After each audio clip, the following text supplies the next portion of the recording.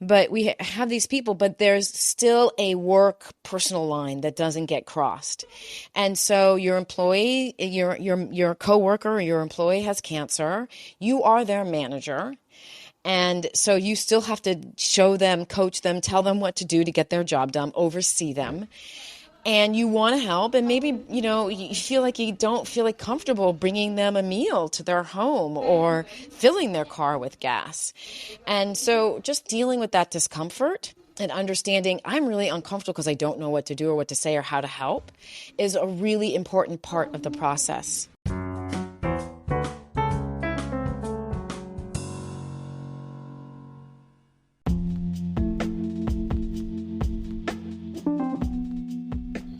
Hi and welcome to the Sunday Lunch Project Manager podcast for Sunday, the 12th of March, 2023. This is your host, Nigel Creaser, and today we have the second part of my interview with Kim Hammer, talking about 100 acts of love and bereavement and serious illness in the office. Speak soon. Bye.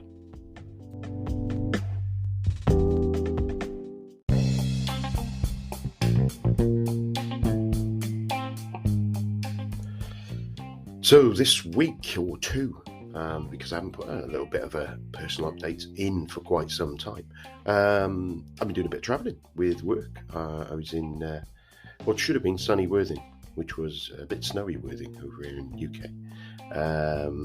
Down there, it was really good trip. I stayed in Brighton, never stayed in Brighton before, seemed nice, went out in the evening, it was good. It's quite nice going out travelling with work again. I've done it a few times in the last 12 months, but I am still stretching my travelling muscles. It's weird how you get so used to not doing that, and then you change. I think it's when not travelling as much, you don't get used to it. So it's quite interesting seeing myself having to cope with different situations that I have or haven't done for a long time. A little bit of nervousness as well in some cases, with being stuck in my little office. But the great thing was I was in an office for pretty much 2 days with other people, and there was a lot of people around, and it felt really good. It was really good, a lot of energy there. Whereas sometimes you can feel down with the energy when you're not around people. And it's kind of getting me, I think a couple of times it's convinced me that I want to get into the office more often. For me, as well as for the benefit of interaction of others as well. Just to get that energy of other people. So I need to make sure there's other people around and get out there really. So that's just something interesting from that perspective. From other things, podcasts, I've got loads of interviews I've been going on. I've got Alex at Kingsbury next week, and I think I've got 4 or 5 already scheduled as well. So it's got some great content, great guests coming your way over the next 12 months. And other things, the book, Project Manager Productivity Hacks audiobook, I've nearly finished doing my proper edit on it to make it available outside of Google. And for those who may not have heard, that is available on Google Play, although it's a slightly unedited for the little subtleties of voice, because it's automatically voice created, and so there is the odd, it doesn't like the word diarise unless I spell it with a Z, and things like that, and you in America might say that's how you should spell it, but things like that. So I'm going through it. I'm about 3/4 of the way through doing the little edits on that, so I'll be updating that soon, and then I'll be taking that version and pumping that out to other areas of podcasting. So yeah, those are the key things that have been going on with me. The other thing to ask is, I'm looking to push the podcast a bit more, get more people to listen to it, just get a bit more coverage, because on different platforms you get a little bit more benefits. On the new Spotify podcasters app that we've moved on to in the last couple of days, that gives you some better benefits. So best way for me to get that out there is for you guys to tell your colleagues and friends to have a listen to the podcast. So really appreciate it if you share on social media or ping your friends a link to the show to have a listen. I think this episode is such a this series of 2 episodes is such a powerful one that it would be great to spread that as well. So In fact, I'll let you get on with the second part of this interview with Kim Hammer. Cheers now. And then the feelings are hard ones. I mean, especially at work. And I think I want to talk a little bit about work and accepting help, right? Because work is very different. We have these people who we see on a daily basis. We spend a lot of time with them. Not so much now that a lot of us are still working from home. But we have these people, but there's still a work personal line that doesn't get crossed. And so your employee, your coworker or your employee has cancer. You are their manager. And so you still have to show them, coach them, tell them what to do to get their job done, oversee them. And you want to help, and maybe, you feel like you don't feel like comfortable bringing them a meal to their home or filling their car with gas. And so just dealing with that discomfort and understanding I'm really uncomfortable because I don't know what to do or what to say or how to help is a really important part of the process. Maybe you have your own history of maybe, you spoke about death, early on in your life. So, if an employee's partner dies, you get that, you can get part of that journey. But it can be very triggering. It can bring up a lot of feelings. And, crying at work isn't necessarily a thing that most of us like to do. So just managing your feelings, understanding, taking a look at how you're feeling and taking a look at your own stereotypes is a really important part of the process. Because after that, then you can sit down and go, okay, now let's assess the situation clearly, because my brain has now gotten rid of all this other stuff is now no longer in the way. I can now look at the situation and understand what needs to happen. Yeah, that makes sense. It's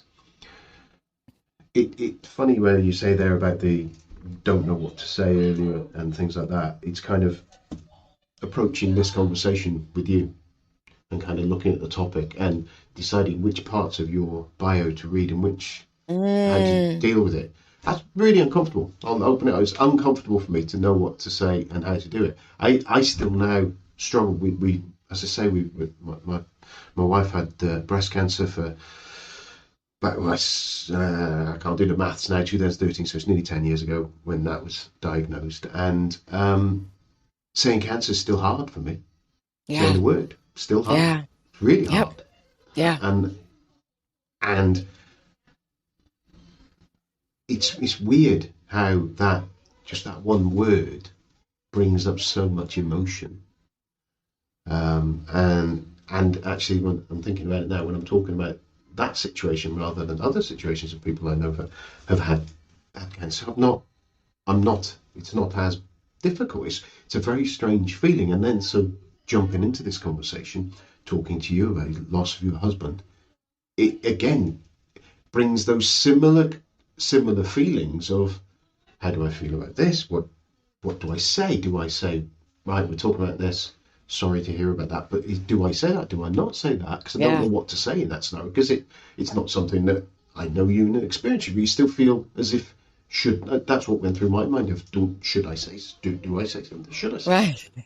And it's really it's hard. It really highlighted the difficulty of this whole thing. And as you say with managers, you've got to, and you were saying before about looking for topics on this. And one thing I do need to look at is have a look back on, there's a podcast I mention pretty much every time I'm on this show, called Manager Tools, that I've listened to for 15, 20 years. A couple of guys from Texas that basically they geek out on management as a topic. Right. They're absolutely obsessed with management to the point where they will have one podcast which is talking about how to talk to someone if they've got body odor. Yeah. And what to do. And why to do it and things like that, which kind of like they're down into those granularities. And I'm not sure, but I'm pretty sure I'd be really surprised if they haven't covered something like this as a topic as well as and what they do actionable items, what to do, how to do it, and this kind of thing. I'm going to have a scooch back onto that just to see if there is something. No, I would love it. It's a topic that's still, you can Google what to say, but when you say what to say to employees, it doesn't come up. And I have not found anywhere that talks about how to manage employees going through crisis. It's very, especially in HR, it's very, we have something in this country called the Family Medical and Leave Act, which allows a person to leave their job for up to 3 months unpaid. And if they come back within that 3 months time, they have to have that job or a similar job given to them. So that's what we have here. And so on my side, as an HR professional, I learn about the FMLA. I learned about the Americans with Disabilities Act, which some employees can use, and so we have to make accommodations for them. Some states have state disability, so employees can actually get paid part of their salary when they're out. But those are all the technical pieces of crisis. Those are not the management. What do I do with Joe, who now can only work 2 days a week? And when he's in those 2 days, he's not doing so great either. Like his brain is clearly not engaged. Yeah. And he's the head, he's leading this team. How do I have the conversations with him? And of course, the manager is fearful. They've got HR and maybe their legal department going, you can't say this, this, this, and this. So he's, the manager is just filled with this fear of, will I say the wrong thing that he's going to quit and take us to court for and sue us? Look, this is not a topic for the lighthearted. It requires courage on all levels, courage as a friend, courage as a coworker, courage as a manager, courage as an organization. It really requires you to say, this isn't going away. I'm going to run into this again, and I don't want to feel as helpless ever again.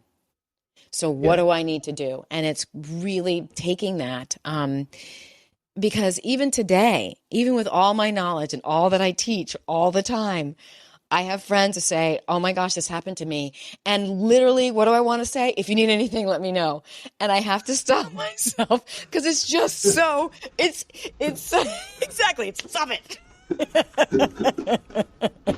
It's so ingrained in us. It is so ingrained in us. And so you have to be able to take that moment, to take that breath. And look, some of the most meaningful things that I was on a podcast a couple of weeks ago and I was sharing my story and the woman just started to cry. And she said, oh my, like, your husband.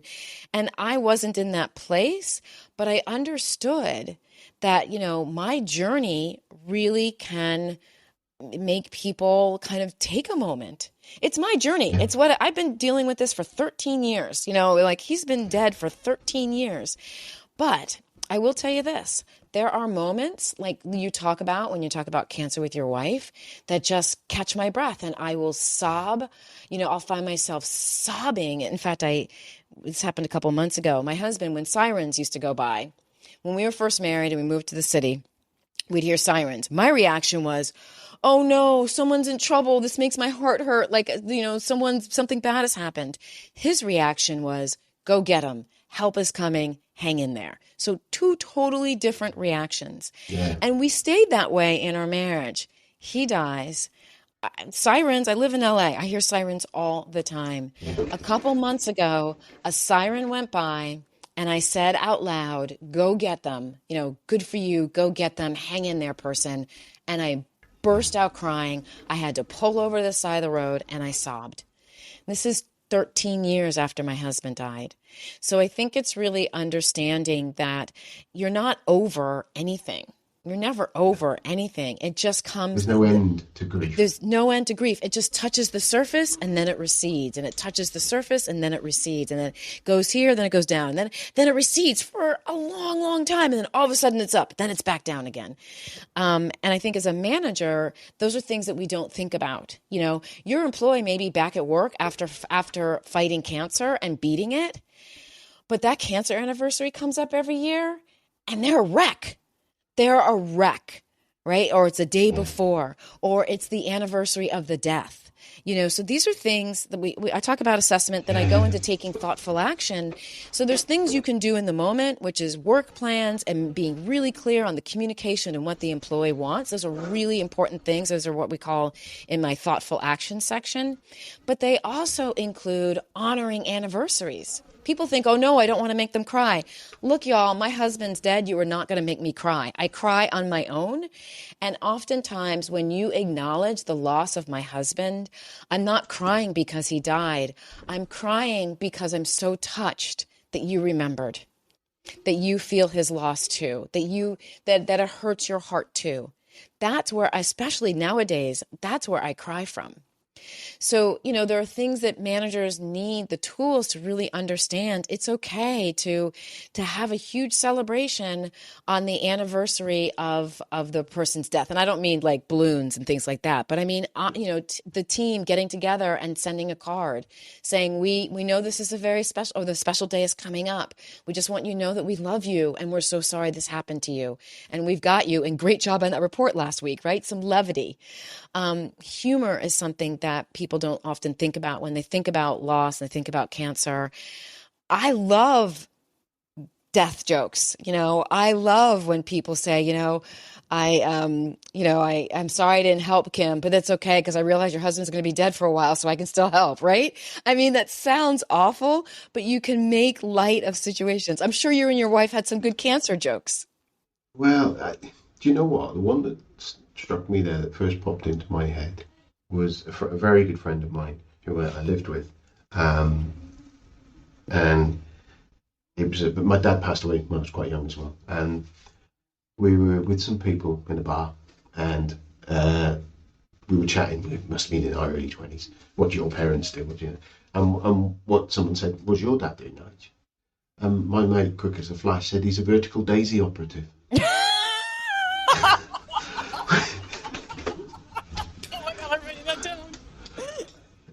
Yeah, his name's Rick. It's his word. I'll give him credit on that. And I don't recall how long it was after that. After Right. his dad had died. I don't think it was really close. I don't think Right. it wasn't tens and twenties. But Right. it was close enough that everyone else sat around that table went, What? and then I burst out laughing, and it was Yeah. all right. And again, it's if anyone's listening to this, and that's difficult for them, I can understand that. But for me at that time, it was actually good. It's something I remember very much, and I think it's difficult humor, pitching it right and getting it right, and as you say, the people who know, you've got to be at that right time and the right person. Yes. The cancer, but I think there is still that thing of when it comes from you who's going through it, I'm suggesting that whoever your friend is, they've seen you joke about the situation and seen there, Correct. and they know Yes. you well enough to do that. And Yes. there's that thing. I think the anniversaries thing is an interesting one as well, because I had a guy who worked for me, and I haven't thought about this particular. I thought about this guy. I've been actually using this guy as an analogy for some coaching that I've been doing, about some coaching that I'd given him, and about someone who's showing some similar traits at the moment. And but what I'd forgotten was that this guy had a heart transplant, and he had 2 birthdays. Right. So he had the birthday of his birth and the birthday of when he had his heart Your transplant. heart, That was his life start again. Right. He was in a really bad way before that. I Right. didn't know him when he had that heart transplant. Right. I just knew him. He worked for me after that. And again, that he made light of it. He kind of, yes, it's my second birthday today. Right. And he recognised it because it was that positiveness coming Yes. from it. Yes. And I think it's funny how it's the right answer isn't there with a lot of these things, because as you Correct. said before, different people at different points deal with their grief in different ways, and the whole the why me, the change the change cycle of things where you have, I can't remember what it's called, but where you have where you've got acceptance, Right. The state denial, acceptance of, the stages of grief. Yeah. Yep. Yep. yeah, those stages Yep. through there, but they're not a one and done, are they? No, and They they don't go kind of and they don't they go in order. kind and they go backwards Yep. and they continue forever. And, Yes. and whether it's loss, not just of an individual, it's loss of, say, if you've been through it, it's loss of the life that you had, loss Yes. of the situation you were in, It's because you've had loss to of change and it. maintain for something. It's loss of my future, right? It's loss of Yeah, what I yeah, thought my future was going to be as well. And yeah. You've changed the direction. Yeah, exactly, exactly. And I think the thing that, if you're a person who jokes a lot with a person, if you're at work and you and your coworker or you and your employee have a very jovial, funny relationship, yeah, their diagnosis or what they're going through should not mean that you stop that. Because honestly, I had a friend who would call me every Wednesday morning and leave a joke on my answering machine. That's how old I am. And remember answering machines? and and I would, get the kids out the door because people were taking them to school. And I would yeah. sit down, this after Art died, and I would sit down, I'd listen to her joke. And sometimes, especially in the early days, it was the only time during the day I ever heard myself laugh. It was a very Yeah. foreign sound, but I was so grateful for it. So, you have to, I think that's what makes this so hard is there isn't here's your step-by-step guide. Even in the North Star strategy, it's a strategy that will get you through five different steps you need to take, but they don't always come in order. And sometimes you have to double back and sometimes you have to redo. And so even there's not a specific way. It's really about understanding who you are and how, and being willing, like I said, being willing to have the courage to move forward. And we're all going to make mistakes. There's nothing wrong with the mistake. The mistake becomes a problem when you try to cover it up or when you try to pretend it didn't happen. I cannot tell you how moved I have been by people who have come to me and said, I said the wrong thing and I'm so sorry. And I have gone to other people and said, I shouldn't have said that. I'm sorry. Right? Like that. And there's no but. There's no I shouldn't have said that but, or and I don't explain why I said what I said because that makes it that deletes that diminishes the apology. Mm. But Yeah, the person but everything before the but it's ignored, isn't it? Sometimes. exactly, exactly. But the person who is, don't forget that you're not the only person who has said something wrong to this person. If they have let everyone know that they have cancer, they have heard plenty of people say really not meaning to be mean, but mean things. So if you're the person who comes back to them, if you're the manager who comes back and says, I need to talk to you about the thing that I said last week. It was inappropriate. I shouldn't have said it. I'm sorry. What I meant to say was this. You come back to that, you have just increased the trust value between you and your employee tenfold because most of those people are completely clueless, and that you show that you have a clue, that you're conscious, that you're aware. That signals to them that you're someone that can be trusted. So it really, but again, this is a journey of courage, outright management courage. It's Brene Brown in cancer, loss and depression. Yeah, it's the bravery is the thing there. I think that is the thing there, and I wouldn't go as far to say cowardice is the thing to poke at that. Yeah, it's But it not. is. But it feels like that. Sometimes you feel like a coward by not addressing it. Feel like a coward by not by avoiding, but doing the avoidance. But it's understandable. I can understand it. I could understand it when I got older.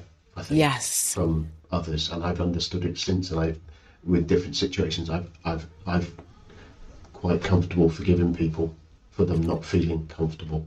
Yes. And I think that's something we can, unless you understand it, it's difficult to do. I think that the thing that I suppose I'm sitting there and I take from today and from this conversation is, and it's very much like everything else in management, is being specific, not being generic. Yes, I Addressing, love that. Yep. because because that's where we fail. And you can put your hands over your ears as I say something about HR policies now.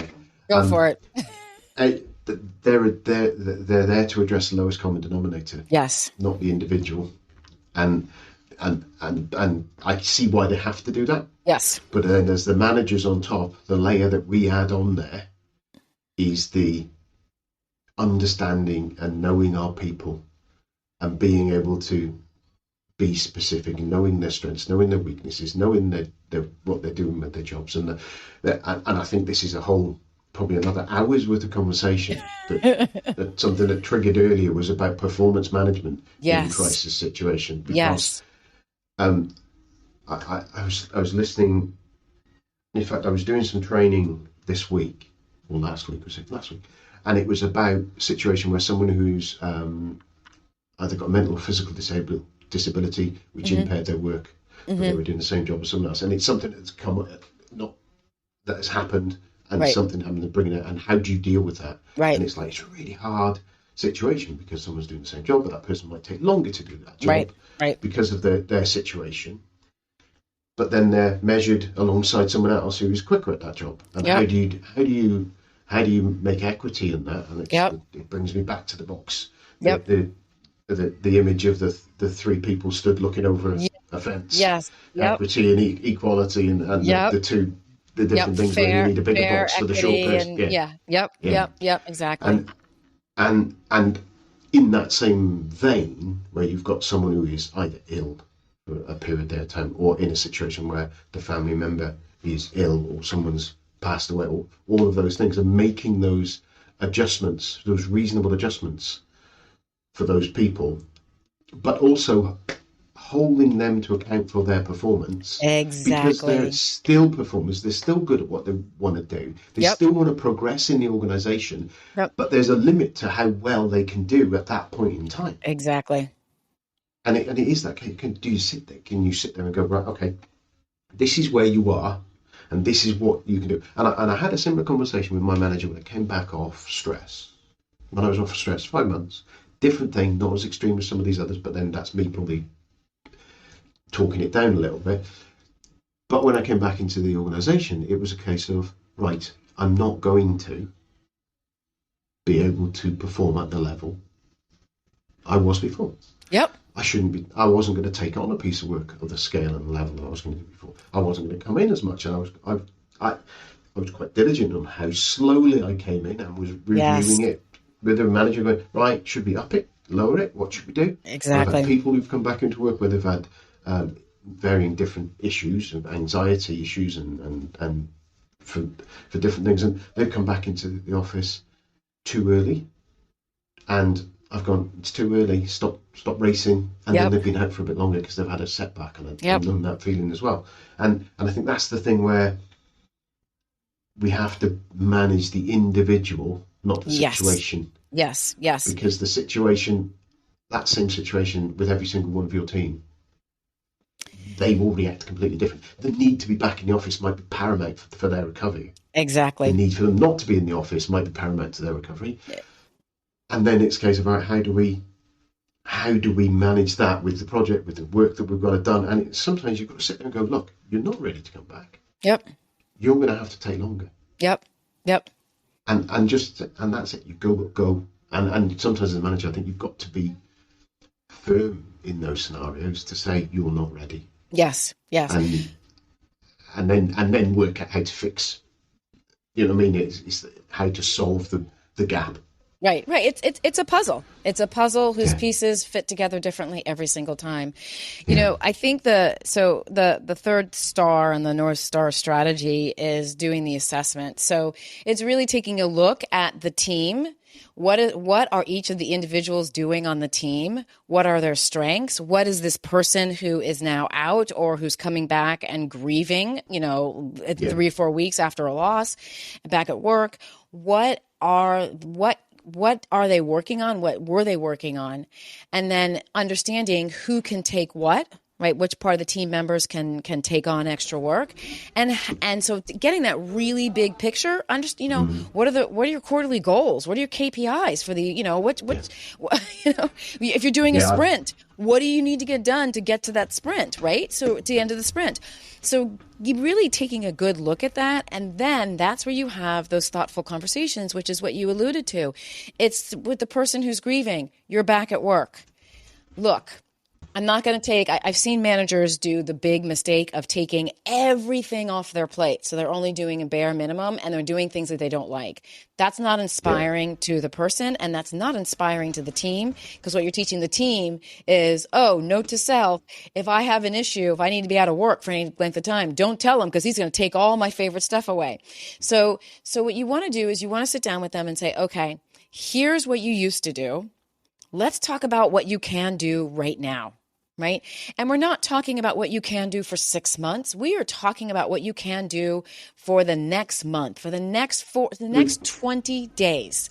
What can you do? That return to work, isn't it? The return to work plan. Exactly. Is critical to do that and do it detailed and do it realistically. Exactly. And that's, being a PM, this is a perfect opportunity to kind of work that out, to really understand. The key thing that I think that many managers forget is you got an employee, they come in, they need help getting kind of reacclimated to work. And you've got a whole bunch of other employees who were eager to help in the beginning and may not be so eager to take on extra work because you haven't spent the time to give them the kudos for what they're doing. So what I see a lot of managers do is they like, okay, we've got this employee, we're gonna support them, and the team's like, yay, we're gonna support, yay, yay, yay. And then 4 weeks go on, they're like, yay. And then 6 weeks and 8 weeks, and they're like, I'm overworked and I'm stressed and I'm working 70 hours a week and no one has said anything to me. So the manager also needs to make sure that they're taking the time and talking to the team, giving them the recognition, updating them on the situation. This is what, people want this is what he's going to be doing right now, so that the team, and then also giving the team the opportunity to care for the employee beyond just taking on their work. Right. So it means like maybe, hey, George, you can they're willing to accept meals. You have to bring them here and make sure they're frozen. So George, you want to do a meal on Wednesday? Yeah, I'll do a meal on Wednesday. Daphne, do you want to do, meal on Tuesday? Yep, I got a meal next Tuesday, so that they're able to help in other ways than just helping at work. That's where the employee engagement, the discretionary effort that every manager wants, right? We want our employees to just put in so much more effort because they love their jobs, they love their team. That's where that really starts to show up, is when it really is. I don't like to say when your employee has cancer, because it's really the team who has cancer. It's really the team that's dealing with death. It's really the team that's dealing with depression. It's not a single employee. And that's where the magic happens, when the manager is able to really sit down and have these detailed work discussions, work plans with the employee, and the rest of the team understands what they're going to be taking on, and the manager has some type of recognition, in their heads, and they kind of have they're going to start to lay out this plan of month and 2 months and 3 months, and everyone's on board, and that's communicated clearly. Holy cow, you can have a team that's more productive in crisis than they are when everything is going well. And that's the beauty of it. So the assessing and then taking that thoughtful action, and that thoughtful action can be anything. It can also happen at the corporate level. Corporate level could say, hey, we've never done this before, but from here on out, when someone has a cancer diagnosis, we are going to give them a share ride gift card so that they don't have to worry about getting to their treatment and back. And we'll restock it for 6 months, right? The company can decide this is what we're going to do for everybody all across the board. And so what ends up happening is you have this really beautiful ball of it's like a net of support that not only supports the employee, but that every other employee on the team and hopefully the organization goes, I'm safe. If something happens to me, I'm safe in this company. And that's what drives that higher level of engagement and discretionary output. And then the last thing is the reflection. It's really taking the time to say, okay, this isn't working. Like this one thing we're doing, this is not working. So and so's mad. This person isn't getting their job done. And that assessment, taking that recognition, I mean, taking that time to reflect, that's where you give that feedback to that employee. Hey, look, Yeah.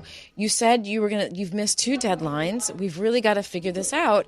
What can we do to help? Do you need something pulled off your plate? Do you not? What is it we need to do? Do you need more time off? But having those honest, and that's the key word, honest and frank conversations. Yes, they have cancer.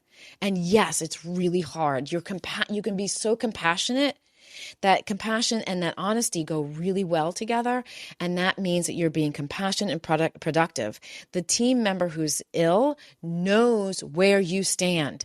That gives that team member an incredible amount of comfort. They may not like it, but they get it. They understand. They know that they need to be back that you're going to call them a week after their partner died to just check in. They know that's going to happen. It's not they take as much time as you need.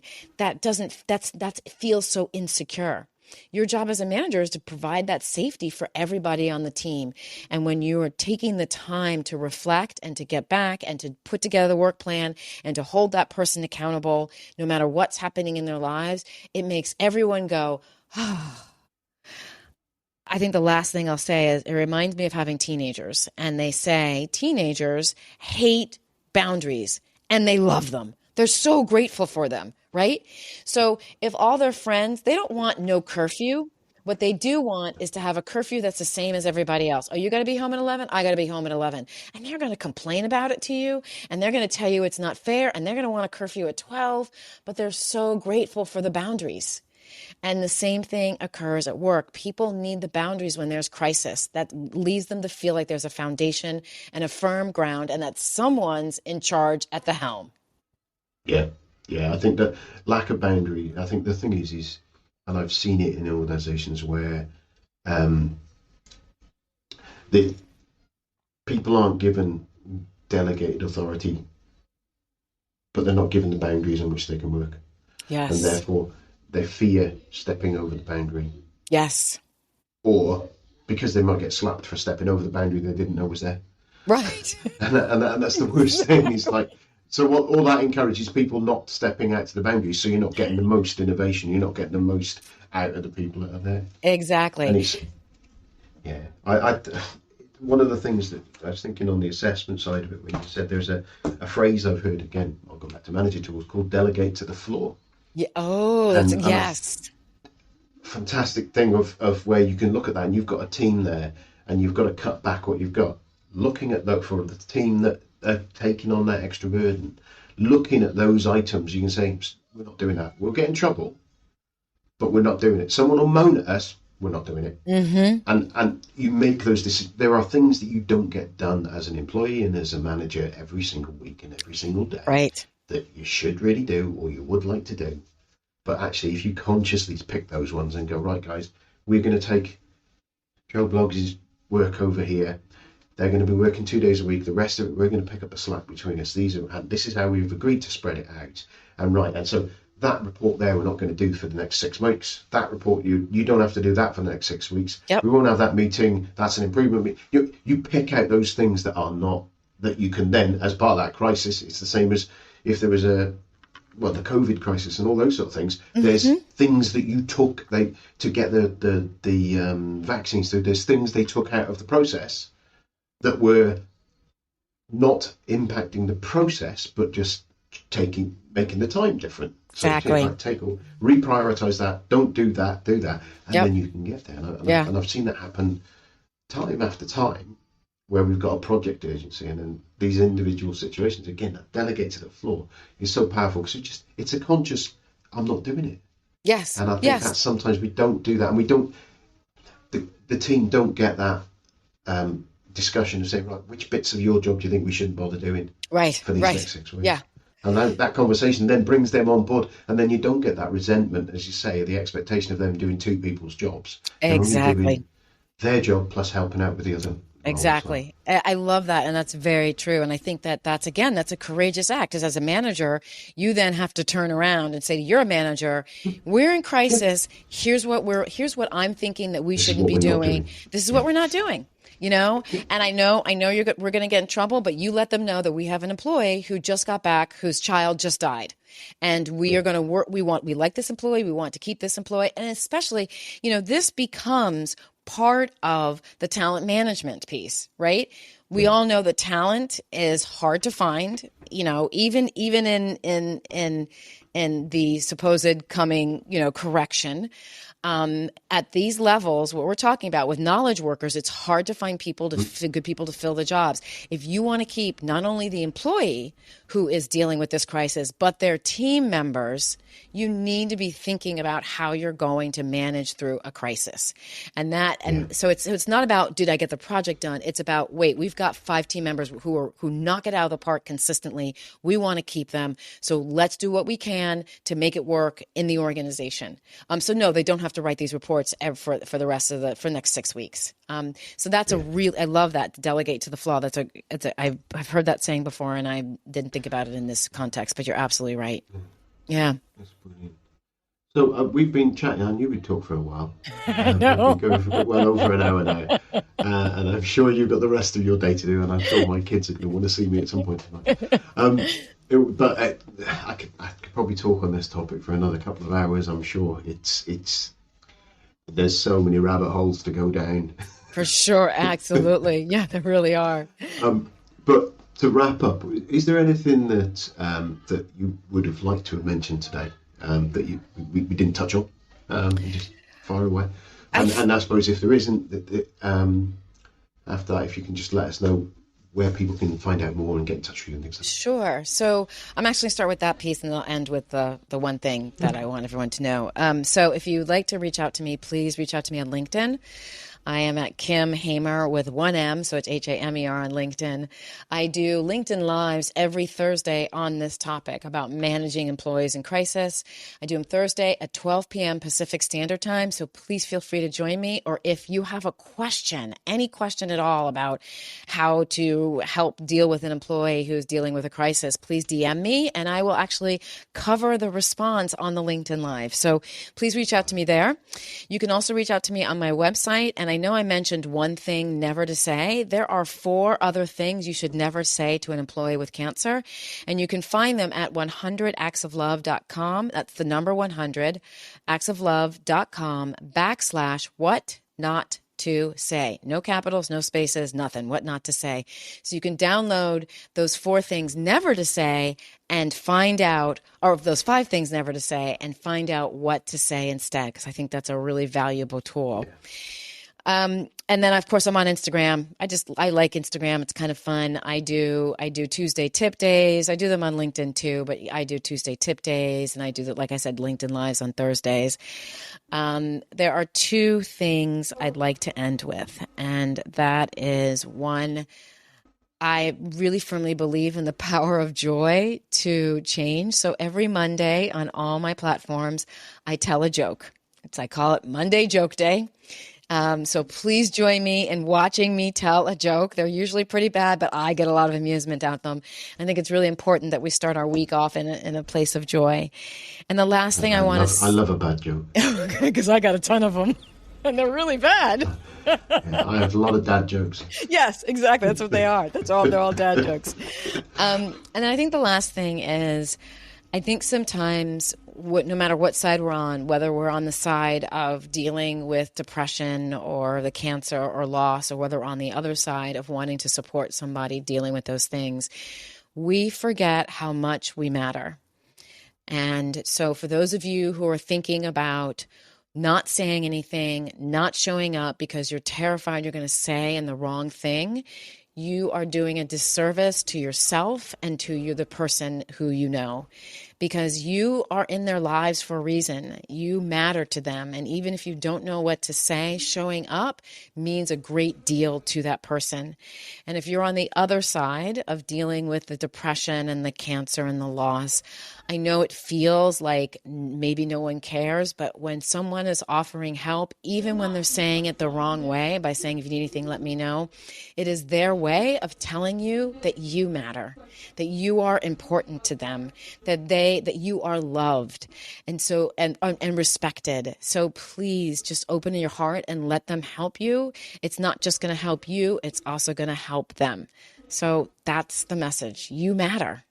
You really matter. I did notice that on your email sign off. I'd stood out as something that I'd not seen before. And I thought, oh, that's interesting. Yeah, and I think it is. Sometimes it's difficult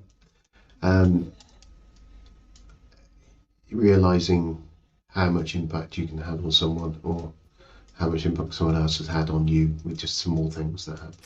Exactly. So, Kim, thank you so much for coming on the show. Thank you for giving me so much time. It's great, and I'm sure that every person listening to this will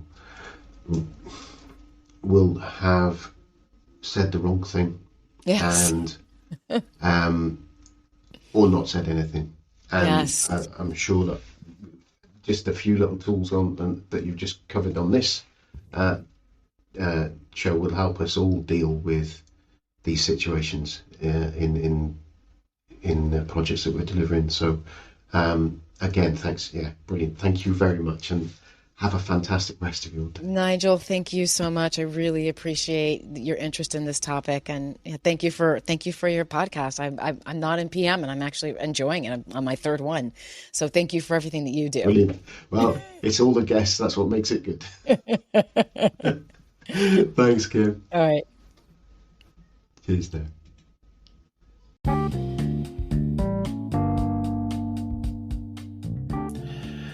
Well, I hope you enjoyed that second part of that interview with Kim. I think some of the topics covered in it are powerful and incredible. The advice that she's given there, I've never thought about some of the things. I've done many of the things wrong, and I think it's an opportunity to make it easier when we have those situations, both us and the people going through it as managers. So on that one, I just... never mind the podcast, but just to help other people, please share this podcast. Tell your friends, tell your colleagues, have a listen to this, because it goes beyond the normal sort of typical management advice stuff that I think it's something that so many people could benefit from, and it would make everyone's lives a bit easier when we're in these difficult situations. That's it, really. And come back next week. Speak soon. Bye.